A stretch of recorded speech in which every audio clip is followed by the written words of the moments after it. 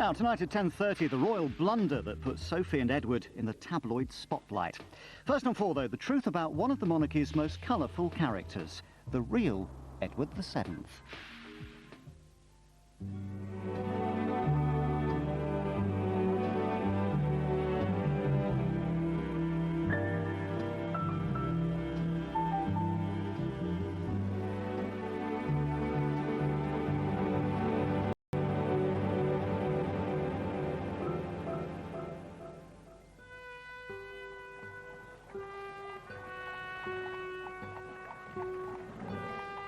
At the funeral of Queen Victoria in 1901, her eldest son, now King Edward VII, saluted the crowd from a splendid black horse. This was what he'd been waiting for all his life, and what his mother had always dreaded. He was unfit to be king as far as she was concerned. He could not succeed. Edward had been king in waiting for almost 60 years. Denied a real job, he had sought rewards elsewhere. He simply lived for pleasure. It's a great aphrodisiac when you're a member of a royal family. And he certainly was a man who took advantage of whatever was going. Once king, he turned himself into a figurehead surrounded by pomp and circumstance. He was a very, very visible king. He loved ceremonials, and he was tremendously good at it. He was, in the words of the song, doing what comes naturally. But the prince who scandalized Victorian society and became a king who indulged his passion for royal pageantry turned out to be the role model for modern monarchs. The future King Edward VII was born in 1841. This family portrait, painted when he was 5, hints at what would become the central conflict of Edward's life, his relationship with his parents. The Queen and Prince Albert looking regal, the Prince with an admonishing finger towards his heir apparent. Victoria looking out to the world, not looking at her family at all, in regal serenity. Edward carried an extraordinary burden of expectation. Victoria announced the birth of her son and heir to a relation by saying, "He is to be called Albert, and Edward is to be his second name. You will understand how fervent my prayers are to see him resemble his angelic, dearest father in every..." She and Albert certainly had a very passionate marriage. That in some way explains her relationship perhaps with her children. Sometimes the children of lovers are orphans. That's what happened to the royal children. They were somewhat excluded from the bond between their parents. Edward's isolation was increased by his parents' other mutual passion, the family business. These twin desks pushed close together like that symbolise absolutely the royal firm, the king and queen as a partnership, as a ruling partnership. Victoria's desk with her pictures on it, with all her writing implements, the knobs to call the servants. Albert's desk with his blotter, his inkstand. And they pushed their desks together and would work side by side on papers of state, on royal dispatches. For Victoria, hard work offered protection from her dark side, which she feared she had inherited from her wicked uncles. That's what she called her predecessors, the Hanoverians. Victoria believed her uncle's excesses had almost ruined the monarchy's prestige. With Albert's help, she set out to repair that damage. Central to the plan was Albert Edward, known as Bertie. From the age of 7, he was subjected to a grueling academic program designed to suppress Hanoverian-style self-indulgence. The study regime that Albert prepared for his son began at about 6 hours a day of tutorial study. Gradually, it was extended to about 8 hours a day. Edward was slow to learn, slow to read, slow to write. He wasn't very good in mathematics. He wasn't very good in reading. He wasn't very good in history. He was a terrible history scholar, and his father was appalled. Edward probably had attention deficit disorder, which meant that he was impulsive, that he was inattentive, he was in need of constant physical activity. The boy rebelled. His tutor described how once Bertie had thrown dirt and swung a large stick at me. Another time, when the prince was 11, he went to the window, stared out the window, and eventually when he was asked to come back to his desk, his father had to thrash him for that because of his willfulness, his stubbornness, his... Sad and anxious about him. He is so idle and weak. It was one thing to say that he ought to be an example to his future subjects, but to say that he should be exactly like his father was too demanding. And the parents therefore left him with a sort of perpetual sense of failure.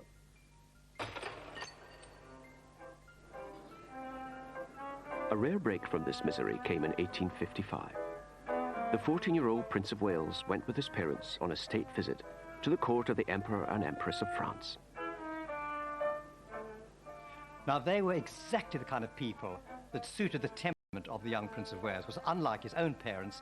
They lived for pleasure, they loved clothes, they loved excitement, they loved balls, they loved dances. This simply set his pulses racing. And he was clearly gobsmacked, to use a modern phrase, by the sort of wonderful vivacity and lack of pomp and circumstance, and of course all these gorgeous women. There they all were in their ball gowns, you know, bowing to him, and to a 14-year-old boy, what more do you want? The imperial couple made a tremendous fuss of the teenager. Edward's response revealed the depths of his unhappiness. When they were about to leave, Edward told Napoleon, "You have a very nice country. I wish you were my father." And he wanted to stay in France. And the emperor said, "Oh, you can't stay here. They need you back home." Home, for much of Edward's childhood, was Osborne House on the Isle of Wight. It was meant to be a holiday home, but there was no let-up in the character-building regime. At Osborne, the playground was an allotment.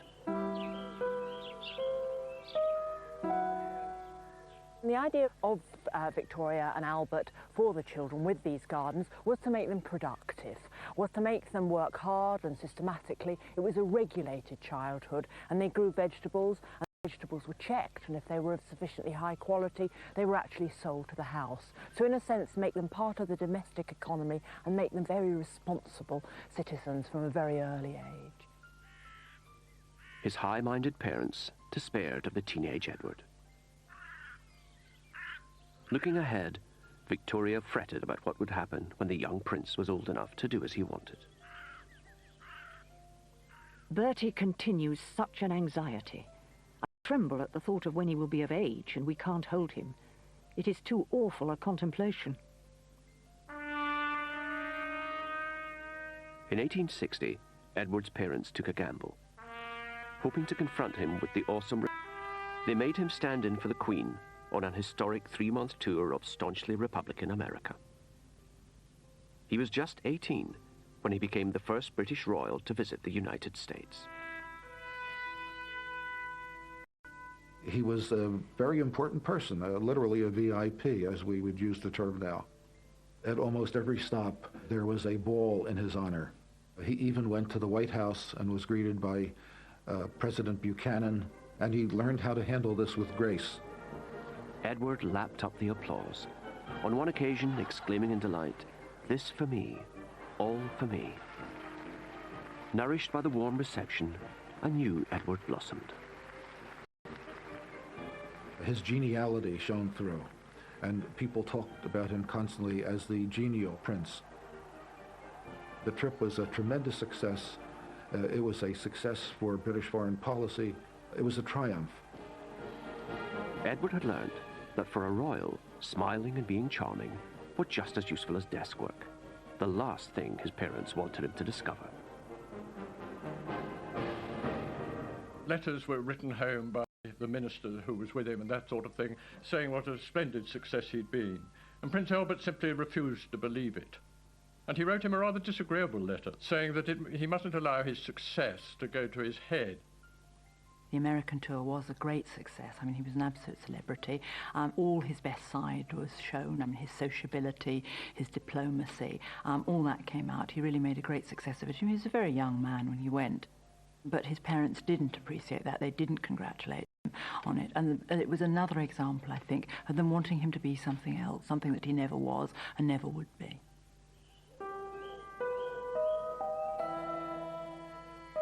On his return, Edward was told to reapply himself to the doomed attempt to be like his father.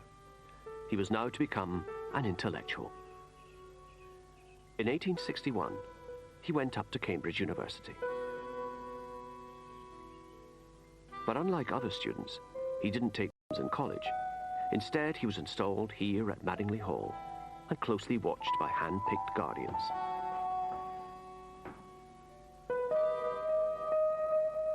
When we realized that Madingley Hall is 4 miles from the campus of the university, we understand something of why he was here.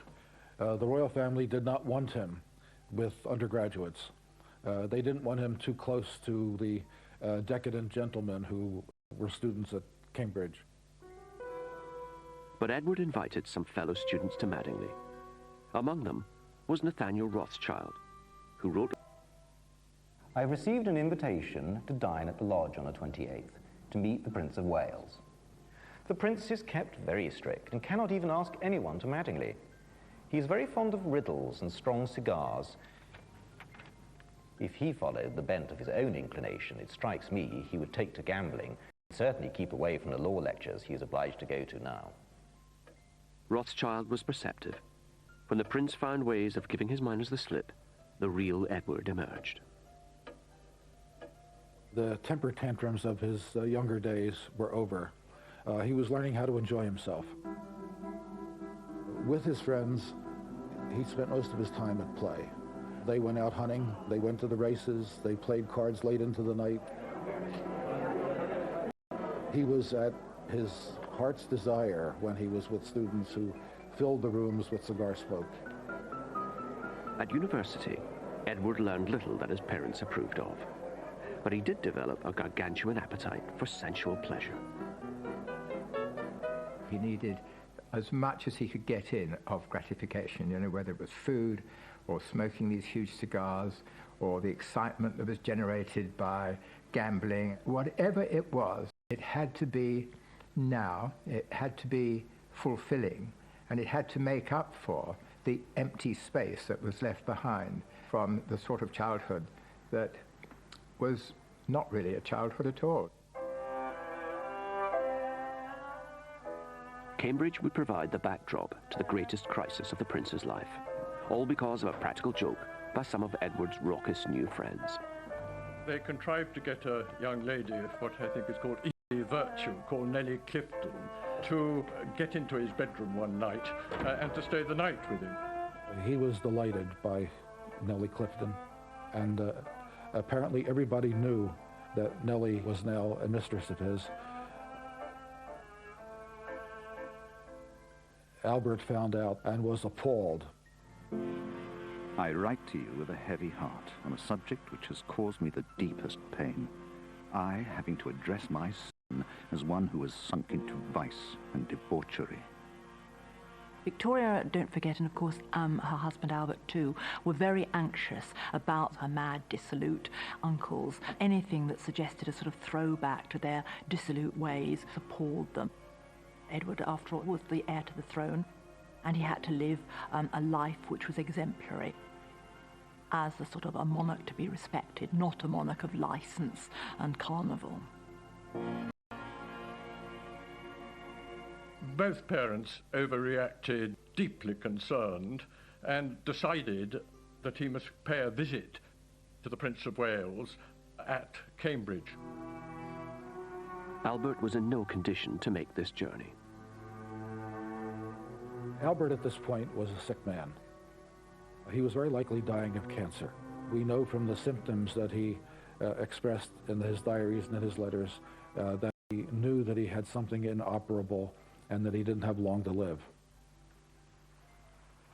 Not wishing to be overheard, Albert took Edward on a long walk to lecture him about what he called the evil deed. The weather was poor. It was cold. It was November. Albert almost certainly caught pneumonia. He took to his bed as soon as he got back to Windsor, and in 2 weeks he was dead.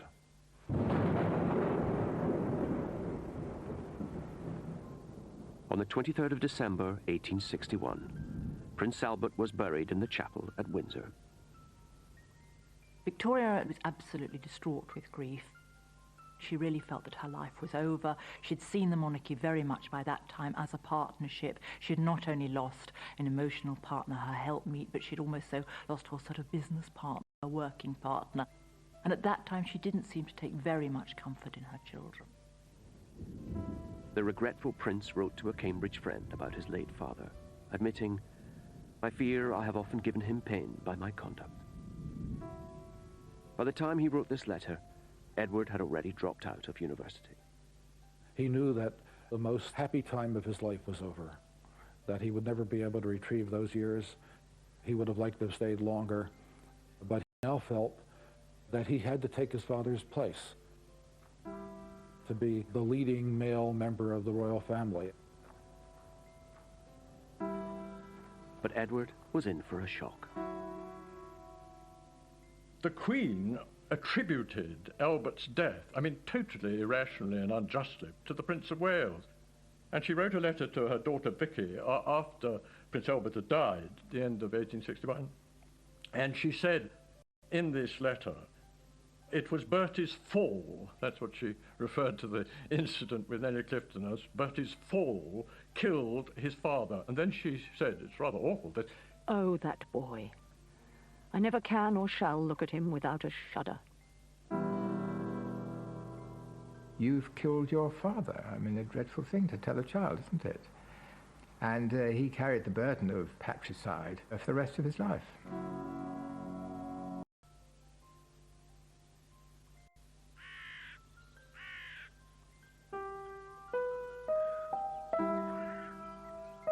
Queen Victoria mourned her dead husband, Prince Albert, with the same single-minded passion that she had loved him.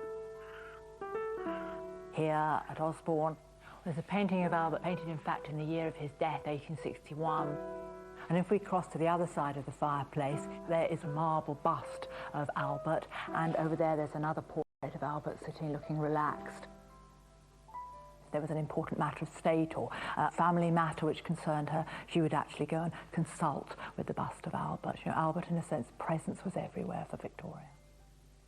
He may have been dead, but Victoria continued Albert's improvement scheme for their son and heir. My firm resolve, my irrevocable decision, is that his wishes, his plans about everything are to be my law. I apply this particularly as regards our children, Bertie, etc., for whose future he had traced everything so carefully. Albert had believed that marriage offered the only hope of salvation for his wayward son. So Victoria now searched for a bride and a future queen.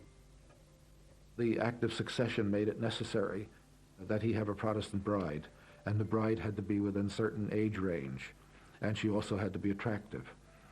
Pictures were solicited from various courts. Edward's elder sister Vicky had recently married Prince Frederick of Prussia, so she was well placed to trawl the Protestant courts of Northern Europe for a suitable bride. She sent her mother photos and descriptions of the leading candidates. I do not think the Princess of Hesse very pretty. She had not a fine figure, and her teeth are nearly spoiled. Princess of Wied is so odd. She talks so much and laughs so loud. Eventually, a winner was found. I never set eyes on a sweeter creature than Princess Alex.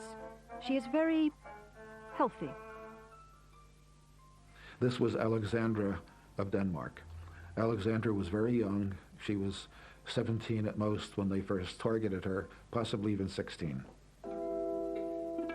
She was one of the most beautiful girls in Europe, and they thought that that would perhaps be sufficient make her attractive to the Prince of Wales. And so they decided that they must get on with it and that she was the wife for him. Edward was dispatched to the continent. Left alone with his mail-order bride, he did his duty and proposed. It's difficult to say quite how passionately he fell in love with her at the time, but I think perhaps fell more in love with him than he with her. She once said that even if he'd been a cowboy, she would have wanted to marry him. Edward married Alexandra on the 23rd of April, 1863. He was 21. But the blessing of the young couple felt less like a wedding, more like a funeral, all thanks to Victoria. In this wonderful photograph, instead of looking with pride at her son and his new bride and smiling benevolently, she's actually turned away and looking at a bust of her late husband. It was a very dismal business, and she made it even more dismal by taking the bride and groom before the marriage to the mausoleum where Albert was buried.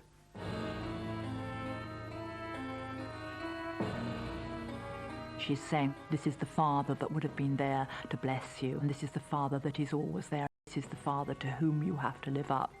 It is a most poignant picture.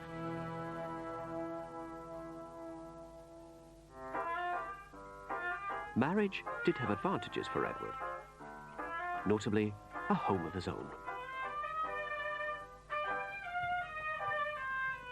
Well, this is Marlborough House in London, and this was his marital home. He moved in here in 1863, just after he married Princess Alexandra. You can see how living in a place like this must have reinforced the idea that Edward always had of his status as a prince.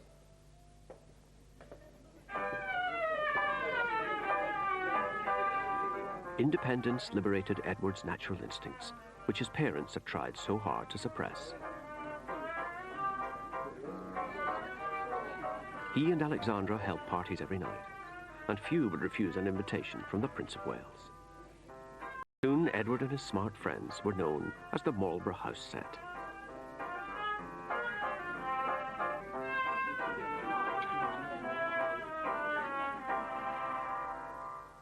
He needed people, he needed social input, and he needed all the excitement and love and attention that one gets when life is just one long party.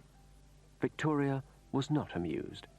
She felt that Alexandra was not very clever and had not acted as the sobering influence which she had hoped for.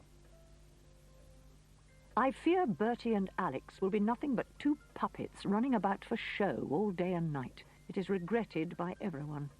The marriage worked for a time because Alexandra was liberated just as the prince was liberated by the marriage, but it ended. Years of marriage, Alexandra bore 2 children. Then during her 3rd pregnancy, she fell seriously ill.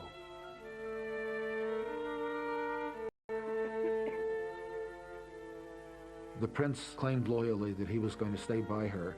He moved a desk into her bedroom so that he could write letters and conduct domestic business, literally from her bedroom. But then her mother came from Denmark to help take care of her, and he was liberated from having to be a loyal husband. That was the end of it. After that, the marriage went steadily downhill. Although he had tried hard to behave like his noble father, Edward was no Prince Albert. He took a long time to grow up. He probably, in retrospect, married too young. He was only 21 when he got married. Never really had time to sow any wild oats. And I think probably he wasn't a very likable young man and not a very intelligent young man, and probably rather boorish and self-centered and arrogant.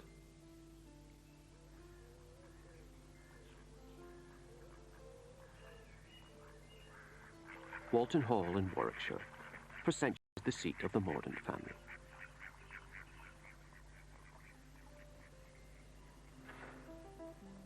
A member of that family, Elizabeth Lady Hamilton, has written a history of a real-life Victorian melodrama that took place here.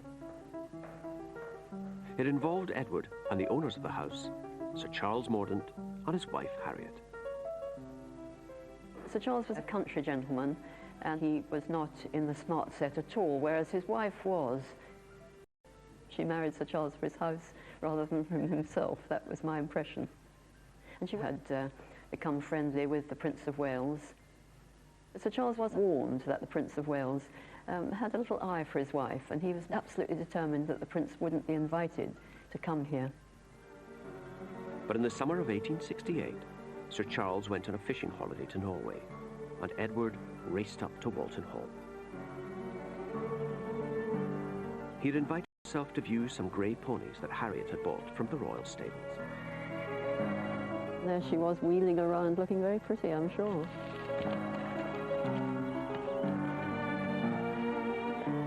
Sir Charles wasn't expected back for days. But fishing in Norway was very bad that year. It had been a heat wave, and most of the fish had been already caught. The salmon had been already caught, so he decided he'd come home to see his lovely wife. He was missing her.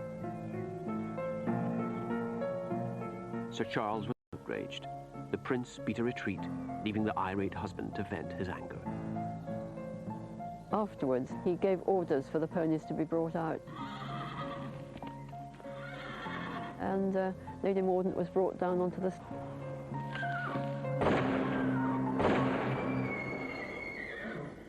And then the following year, Lady Mordaunt gave birth to a baby here at Walton Hall. Then she became very agitated, and Sir Charles kept asking her what was the matter, what's wrong. And eventually she told him very foolishly. She said that she thought that the child was not his, and that one of several men could have been the father.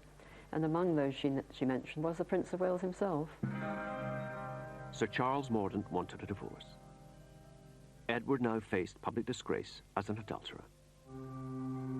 The only ray of hope was that Harriet appeared to be going mad.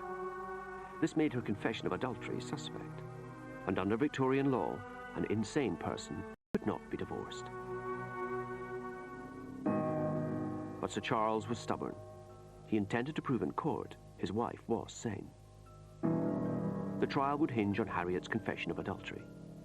Edward took the stand, the first heir to appear in a court of law for almost 500 years.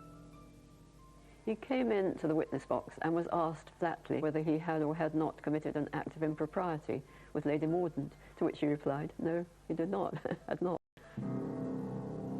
The court then heard from Dr. William Gull, Edward's personal physician, who said that in his expert opinion, Harriet was insane. On the testimony of a prince and the diagnosis of an eminent doctor, Harriet was declared mentally unfit. She spent the rest of her life in an asylum, her claims of adultery dismissed as fantasy. Edward had got away with it.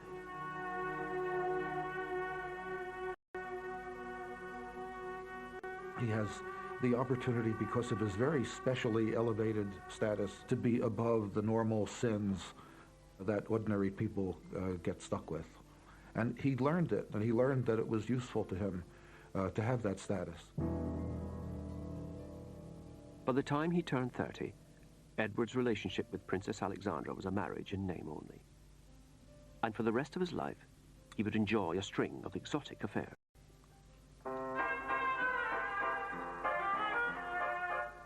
There was Lily Langtry, a model turned actress. Cora Pearl, a famous courtesan. Lady Daisy Brooke, whom he called my darling Daisy wife.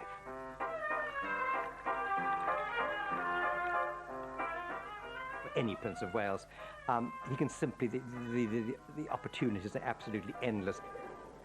And once women realised what he was like, he in a way became fair game for any kind of adventurers.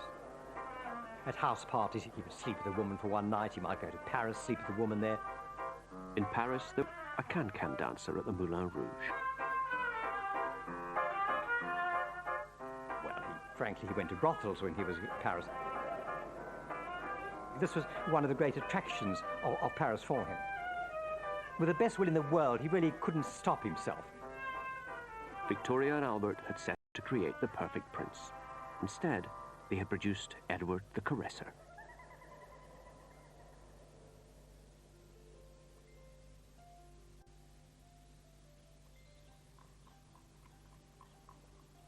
By the time he turned 30, the future King Edward VII had few illusions about what being Prince of Wales meant. Wealth, status, and unemployment. He wrote to his mother saying, "I should be very glad to have an opportunity to discuss the subject of some useful employment as your eldest son, and which I am as anxious as ever to obtain. Queen Victoria was a busy monarch. She worked her way through the red boxes which contained government papers, commenting and interfering. Her late husband, Prince Albert, had helped with her workload, and even had his own key to the boxes. When Edward asked for one, Victoria replied, "You could not well have a government key, which only ministers and those immediately connected with them or with me have." The prince was impulsive, and his impulsiveness led him into indiscretion, and she realized that to give him any access to information was wrong, because he could not contain it. She wanted to keep in full control, and so she was very, very reluctant to let him see government dispatches or any Foreign Office documents or anything like that. In many ways, she fueled the fire of Edward's rather unemployed youth style of life, because he wasn't seen to have a role in it. It must have been very frustrating and somewhat humiliating.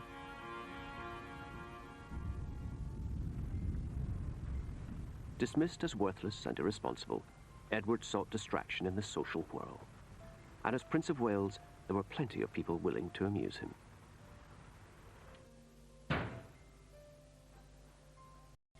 Christopher Sykes is a descendant of a leading member of Edward's Marlborough House set. It's rather lucky that great-great-uncle Christopher left us this fantastic legacy in the form of these wonderful photograph albums, which really chart his social life. There is Christopher Sykes. Oh, he's enormously tall.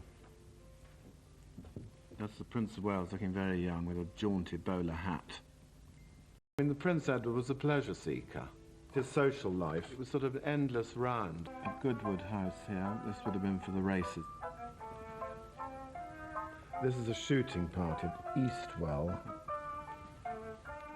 Wadston, the Rothschilds' house. Lord Londonderry's house, famous for its enormous shoot. Prince Edward would like to shoot thousands of birds. Christopher became known for being one of the great hosts. You know, knew exactly how to please the prince. You know, each party would be more and more lavish. As well as exploiting their hospitality, Edward found that he could vent his frustrations on his hangers-on.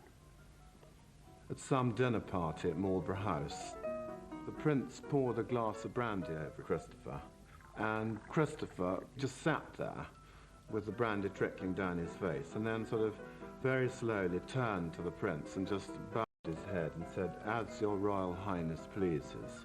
Now that caused absolute sort of uproar amongst all the other guests. I thought it was the funniest thing they'd ever heard. And from that moment onwards, there was sort of no holds barred as far as teasing Christopher was concerned. You know, they used to sort of put him under the dining room table and spear him with billiard cues. And they put live animals in his bed.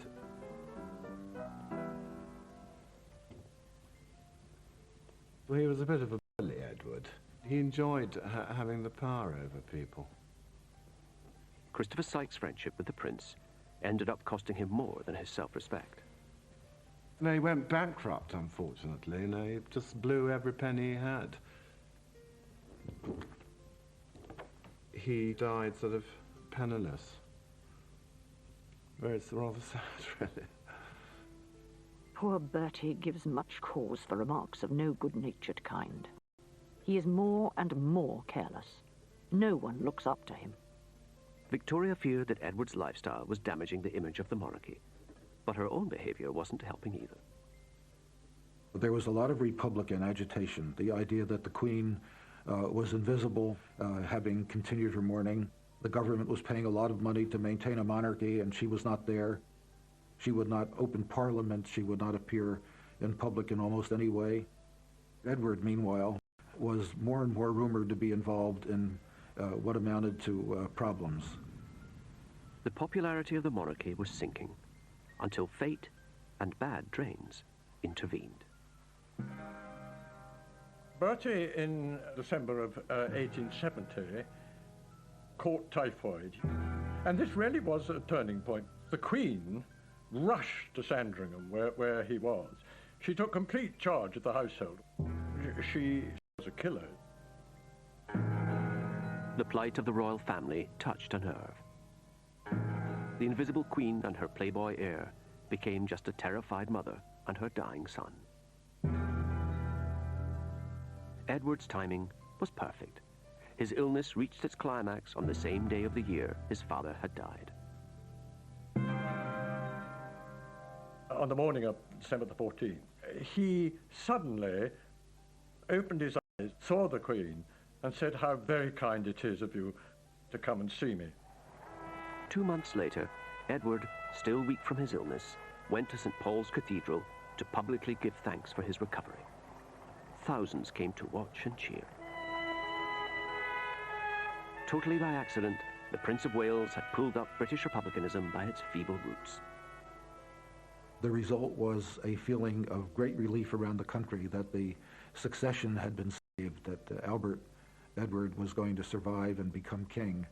And it was also thought that because he had come through this near-death experience, that he would be renewed, he'd be a different person, that he would understand that he had a new chance at making a dignified life for himself. If this great warning is not taken, and the wonderful sympathy and devotion of the whole nation does not make a change in him, it will be worse than before, and his utter ruin. For once, Victoria followed her own advice. She gave her son a job. In 1875, he was sent to India on the first royal visit since the mutiny. There was no chance that his mother was ever going to go to India. In fact, I don't think she ever visited any of her dependencies around the world anywhere. It was a means of associating him with, to use a much-used metaphor, the jewel in the crown of the British Empire, and to show that he could go abroad as a representative, not just of his country, but of his family and the institution that they represented. And it certainly was very good for his own public relations. Edward had been persuaded to visit India by the prospect of the hunting. And along the way, he did manage to bag 8 tigers. But amidst the carnage, the prince's personality, above all his easygoing charm, served him well. He enjoyed himself, but he also represented the crown, and he did so with flair, with dignity, with great ceremony. He was a tremendous envoy, ambassador extraordinary. It was a complete success. But any pride Edward might have felt was ruined when he read in the Calcutta Times that back home his mother had been created. He now saw his hunting trip had a secret agenda, to test public reaction to the Queen in the wake of the mutiny, and no one had told him. The prince wrote home complaining, "As the Queen's eldest son, I think I have some right to feel annoyed," adding, "I should have received some intimation of the subject from the Prime Minister." Monarchs think they want to have an heir, but in fact it's the last thing that they want to have.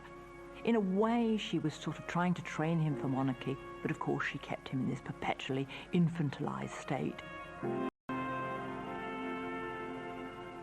Denied a meaningful role, Edward approached middle age as a loose cannon on a ship of state. Disaster was inevitable, and when it came, would be as spectacular as anything in his life so far.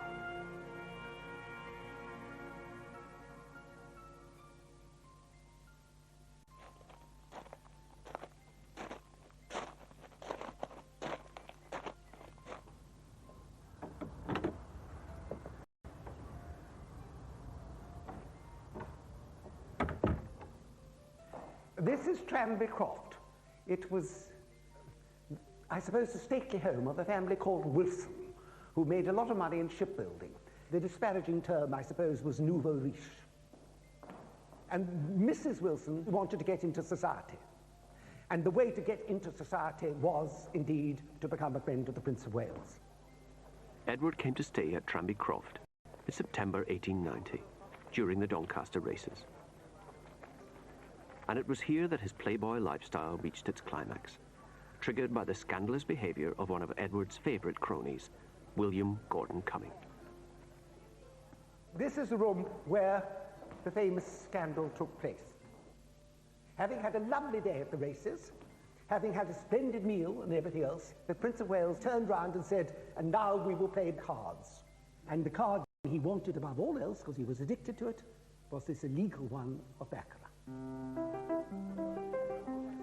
Baccarat gambling was illegal because this was a game of pure chance.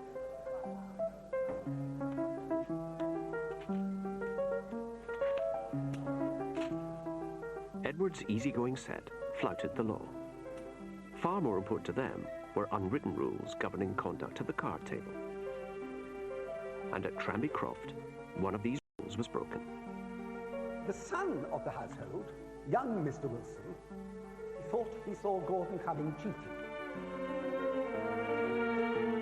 and moving his counters after the stakes had been agreed.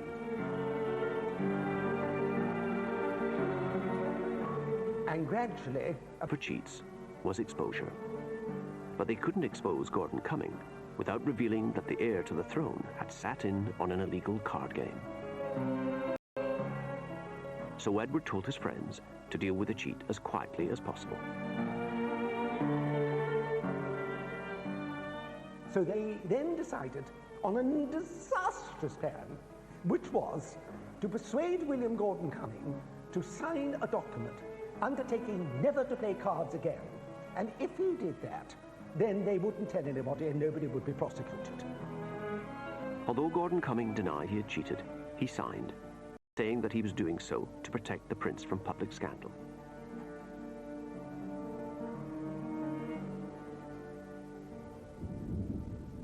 And there the Tranby Croft affair should have ended. If only those in the know could keep their mouths shut. It is believed that the Prince of Wales told one of his friends, a lady called Daisy Brooke. Now, Daisy Brooke's nickname gives her away. She was known as the Babbling Brook. Soon, the whole of London was talking about nothing else. Now the secret was out. Gordon Cumming had to defend his reputation, so he sued his accusers for slander. Although not a defendant, Edward was summoned as a key witness. This was very embarrassing. Age 50, he would be in court again. Queen Victoria was dismayed. It is a fearful humiliation to see the future king of this country dragged, and for the second time, through the dirt in a court of justice. A terrible humiliation. Edward was furious. He felt Gordon Cumming had no right to wash his dirty linen in public, and so risked damaging the reputation of a royal prince. He called the trial unnecessary and abominable. Barrister Peter Clark is a descendant of Gordon Cumming's lawyer and has made a study of the Tranby Croft case. The opening day of the trial, the court would have had a very strange look. Lord Coleridge presiding. This was something that was going to be done in the full glare of the Lord Chief Justice's court in the Strand. The heir to the throne sat next to Lord Coleridge on the bench. Edward would remain on the bench throughout. Here he was well placed to influence proceedings and undermine Gordon Cumming. From the contemporary sketches, he has a rather amused expression on his face as he's sitting on the bench, knowing that he's the centre of the way about what's going on. The jury would be in approximately this position and looking straight across at the Prince of Wales as they heard every bit of evidence. The jurors would have been surprised and in awe of the heir to the throne being within feet of them. When he was asked his opinion, Edward didn't hesitate. The juror stood up and asked the Prince of Wales, "What was your Royal Highness's opinion at the time as to the charges made against Sir William Gordon Cumming?" And the Prince of Wales turned to his side to face the juror. The charges appeared to be so unanimous that it was the proper course. No other course was open to me than to believe them. The case was now effectively closed. The jury's verdict went against Gordon Cumming. Plainly, their verdict had been affected by the Prince of Wales's evidence. Gordon Cumming faced social death. Edward's dignity had been wounded, but not fatally. The whole Tranby scandal affected him tremendously, because again, here he was in court, and to the world revealed the fact that there he was gambling for money. It seemed to underline what his mother had all along been saying, that he was feckless, that he lived for pleasure, that he was indiscreet. And it was sobering, and coming late in life, when people thought he should have been too old to be leading that kind of life anymore, it did have a certain effect on him, definitely. After Tranby Croft, Edward finally graduated from adolescence into adulthood, just in the nick of time. By the 1890s, he's 50. He is aware that his mother, being in her 70s, can't go on forever. And I think what we see changing in him is the knowledge that he could any day wake up and find that he is king, which is perhaps something he hadn't felt 10 or 15 years earlier.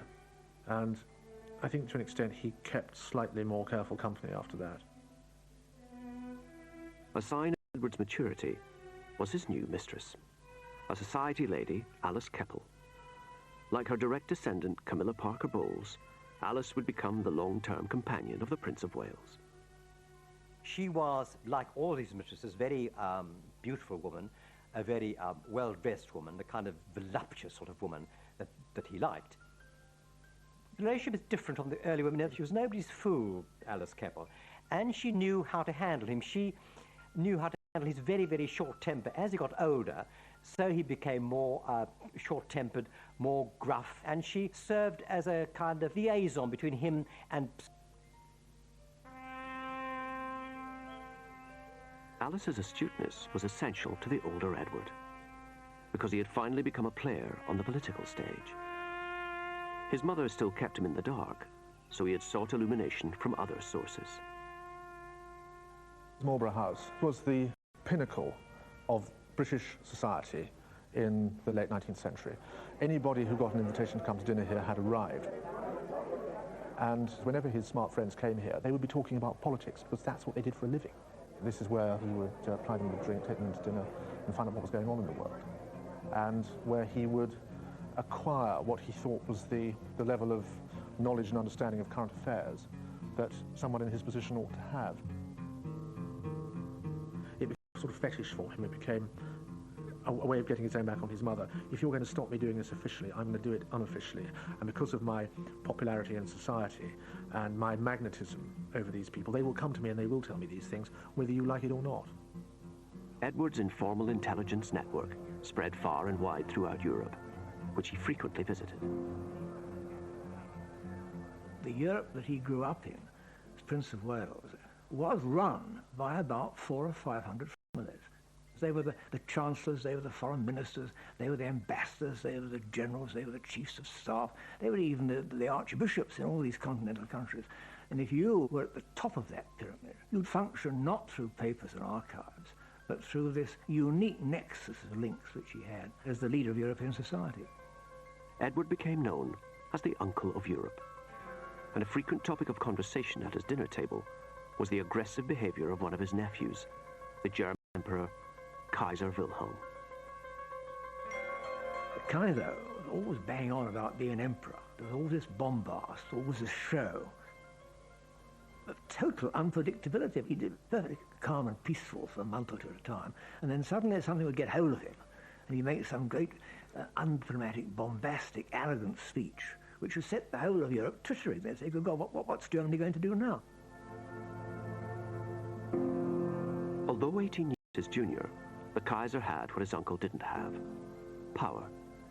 He dismissed Edward as that vain old peacock, and Edward's dislike of his nephew was no secret. To describe that relationship briefly, one could only say that it was bad on both sides. It involved imperial rivalry, it involved naval rivalry. The Kaiser built an enormous navy, which only could really be directed against us, or at least so Edward thought. For Edward, German power, his other major anxiety, was his mother's seclusion. These 20 seconds of film offer an exclusive glimpse of the Widow of Windsor. To the general public, the Queen remained simply invisible. She was very anxious never to have anything that was vulgar, and the idea of spectacle and pageant was not her idea of how a monarch, a dignified monarch, perhaps behaved. Edward, however, believed monarchs were there to be seen.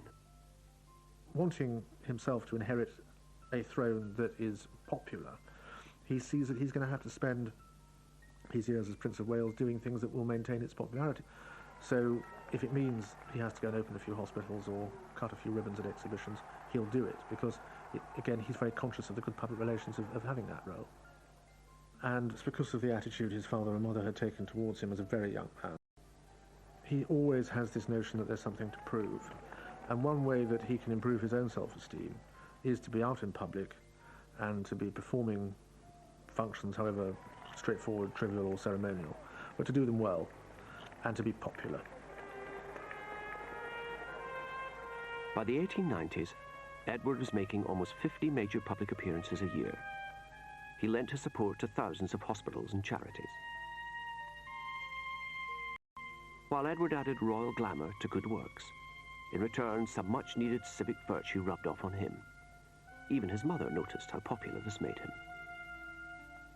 Edward was instrumental in persuading her that, after all, she needed to get the goodwill of the people, to become more of a, as it were, of a people's monarch, to reinterpret the role of a monarch a bit more broadly and be prepared to be seen. Edward persuaded his mother to celebrate the major anniversaries of her coronation, the Jubilees of 1887 and 1897.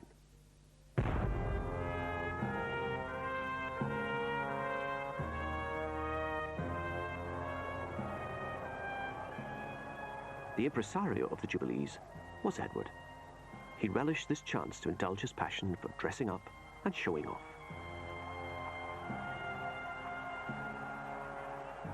What both the Jubilees mean to him is that because he has now for 25 years been, as it were, the centre of social life in this country, then naturally he plays a very full part in those Jubilees. It's a showcase for Britain, it's a showcase for the Queen, it's also a bit of a showcase for him. The cheering crowds believed they were celebrating the climax of the Victorian era. In reality, they were enjoying a preview of the Edwardian age to come.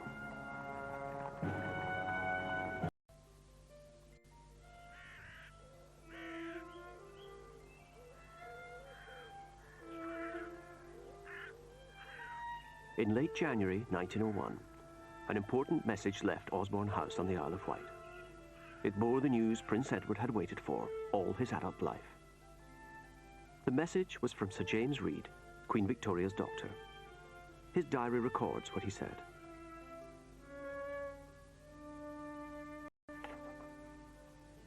The 19th of January. Tell the Prince of Wales that in my opinion he ought not to go to Sandringham, but to remain in London, ready to come here at a moment's notice. That I consider the Queen's condition is a most serious one, and that I think it quite possible she might be dead within a few days. Edward wasted no time. In hours he was here at his mother's bedside in Osborne House. In the evening, I took the Prince of Wales to see the Queen and to speak to her. After the Prince of Wales left, the Queen took my hand and repeatedly kissed it. She evidently, in her semi-conscious state, did not realize the Prince had gone and thought it was his hand she was kissing. Victoria's dying thoughts reflected her lifelong anxiety about the succession, as Reed's diary reveals. She looked in my face and said, I should like to live a little longer, as I have still a few things to settle. I have arranged most things, but there are still some left, and I want to live a little longer. I don't think she ever said that gracious, wonderful speech that the Prince of Wales had hoped for, that, now I have full confidence in you, as it were, go forth and rule. I don't think that ever happened. Edward's last moment with his mother was typical of their difficult relationship. It was spoiled by the presence of his arch-rival, both personally and politically, Kaiser Wilhelm. Prince Edward did not want the Kaiser to come. None of the royal children wanted the Kaiser to come, but he professed a great love for his grandmother. He insisted that he wanted to be there, and he came. 22nd of January. The Queen is sinking. I had for the last hour been kneeling at her right side, supporting her in a semi-upright position, helped by the Kaiser, who knelt on the opposite side of the bed. The Prince of Wales was sitting behind me at the end. All the rest were round about. Her pulse kept beating well till the end, to close her eyes.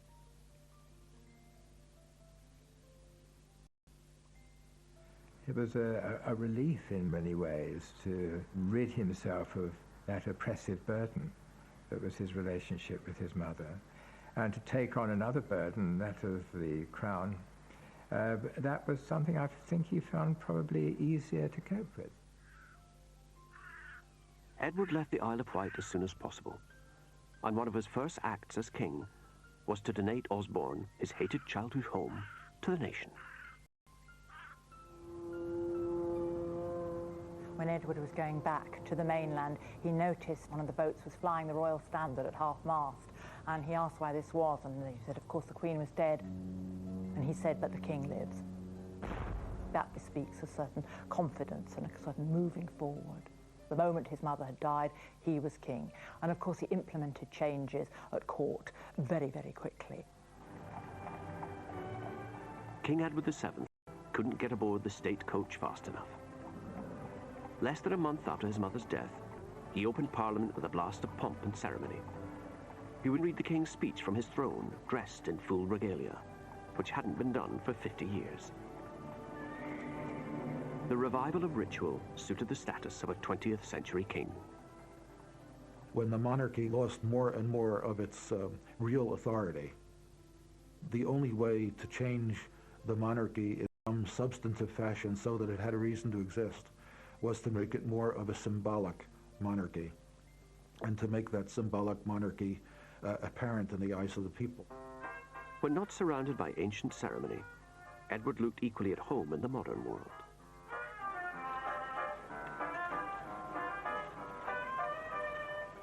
And he was always interested in new fads and fancies. He was for every one of them. He learned how to ride a bicycle, for example, because it was a new fad. He took up golf briefly. Edward always liked new things.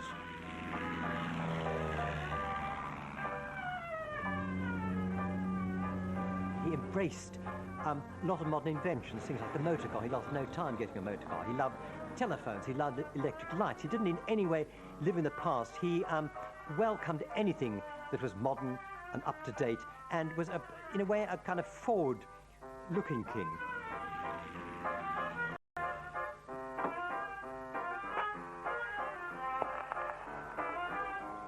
It was the beginning of a new century. Edward was determined it was going to be a new form of monarchy, very much the end of the Victorian era and the beginning of an Edwardian one, that long Edwardian summer, which ended, of course, in the First World War. But he played a central role in forging the alliances which would fight it. He sees the role of the monarch in a not entirely logical way. While I think he would recognise that he had to act on the advice of the Prime Minister, there are certain areas in which he is passionately interested. I'm thinking particularly of foreign affairs, where if he has a view, he will make that view known, and he would expect his view to be taken seriously. And it was a difficult time for everybody as a result. The king feared his bumptious nephew, the Kaiser, might lead Germany to war with France, a country Edward visited devotedly every year, but which few in Britain seemed to care for. France was what we might call the traditional enemy.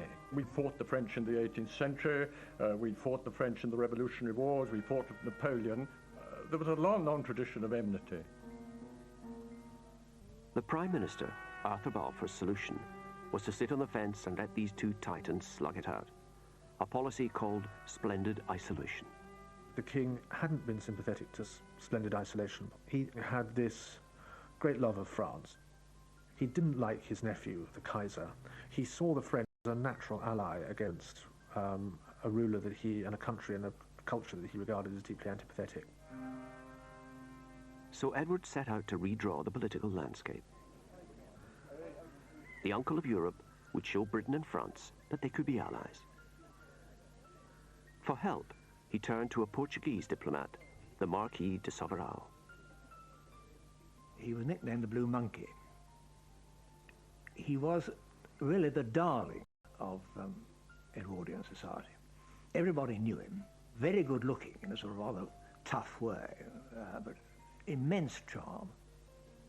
He was the one man with whom Edward, when king, shared all his secrets, including the great one of all.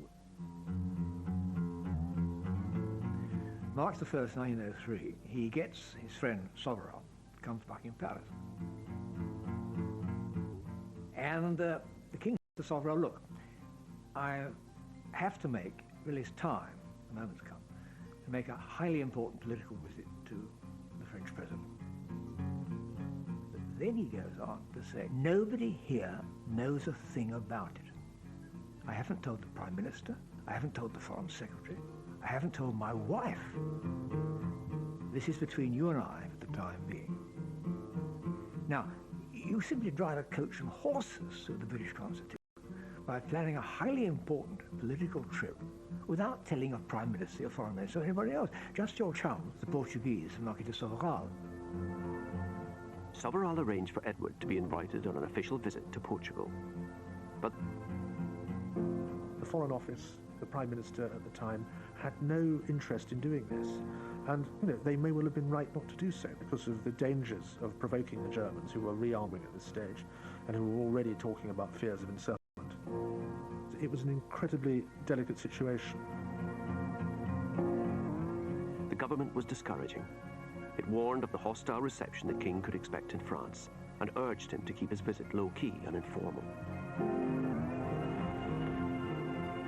Edward replied that the visit should be as official as possible, and the more honours paid to him, the better.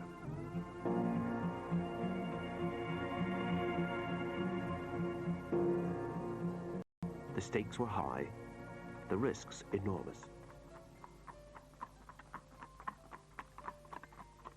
When he entered Paris, there was a medium-sized crowd, but you would hear some anti-British shouts.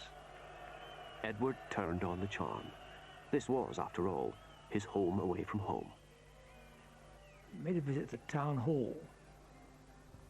He gave his little speech saying, "Thank you for your welcome, and this city où je trouve toujours comme chez moi, where I always feel at home."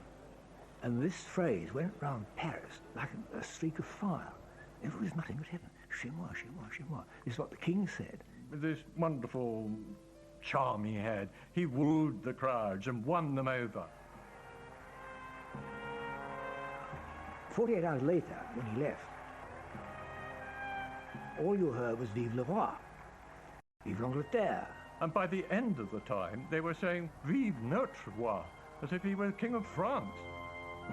It had been a gamble, but it had come off. He put in place what he wanted to put in place. It was the understanding with France. Within a year, the Entente Cordiale was signed, a treaty which guaranteed Britain and France wouldn't fight each other. Edward hoped this alliance would contain Germany and so secure peace in Europe.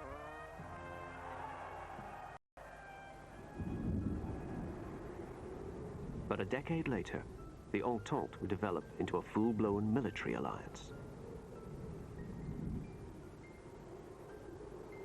Edward would never have believed, I think, that within 4 years of his death there would be this great conflagration that would change the face of Europe forever.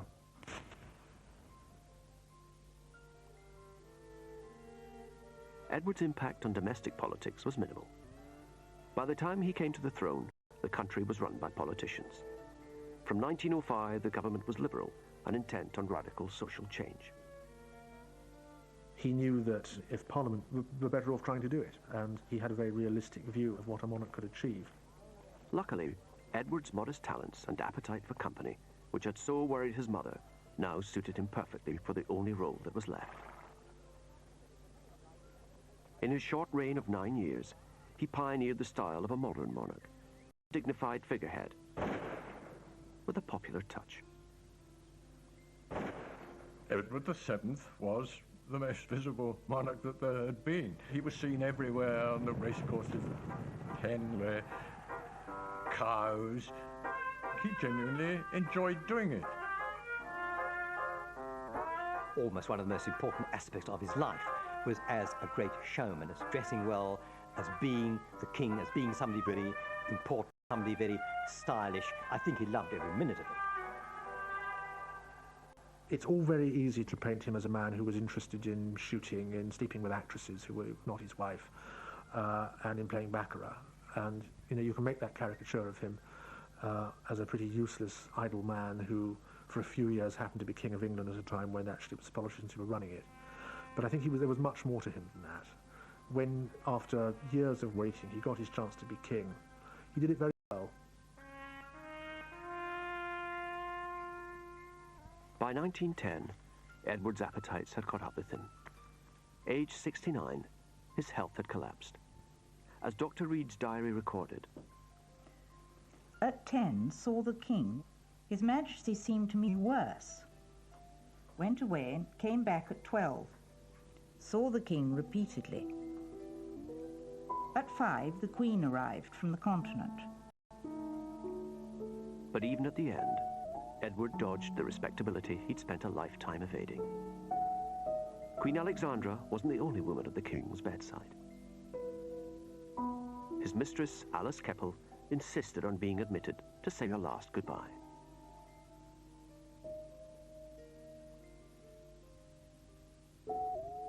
Towards afternoon, he gradually became quite unconscious. At 11:45, he died.